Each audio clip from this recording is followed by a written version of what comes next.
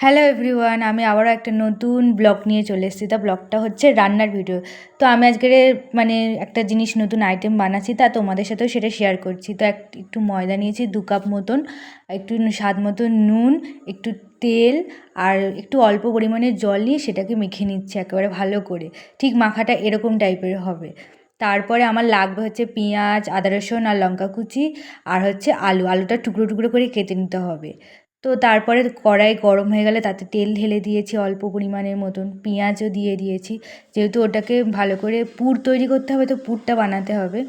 তো এইবারে পেঁয়াজটা আমার লাল লাল করে ভেজে নিতে হবে। তো সেখানটায় লঙ্কা আদা রসুন দিয়ে আমি ভেজে নিয়েছি। নেওয়ার পরে আলুটাও আমি দিয়ে দিয়েছি, কারণ আলু দিয়েও ভালো করে করতে হবে। আর ওইখানে হলুদ, লঙ্কার গুঁড়ো, নুন স্বাদ মতো দিয়ে দিয়েছি। দিয়ে আমি না জল ঢেলে ঢাকনা দিয়ে রেখে দিয়েছি, যাতে ওটা সিদ্ধ হয়। সিদ্ধ হলে কী বলো তো, পুরটা আরও মাখো মাখো তো হবে, তখন ওটা খেতে ভালো লাগবে।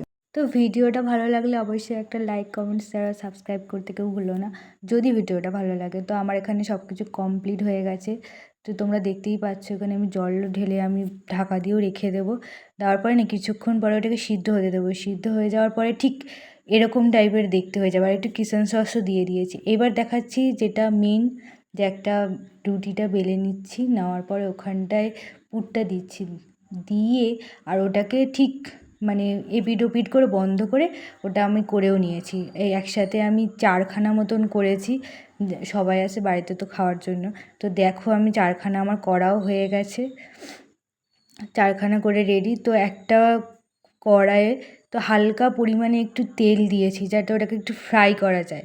তো আমি হালকা করে এক একটা করে ছেড়ে দিয়েছি, যাতে একটু ফ্রাই হয়, ভালো লাগে। আর আমার ফ্রাই করতে 3 থেকে 4 মিনিট সময় লেগেছে। তো ফ্রাই করার পরে আমি একটু ডেকোরেশনও করে নিয়েছি। তো তোমরা সেই লুকটাও দেখে নাও, ভালো লাগে। বাই।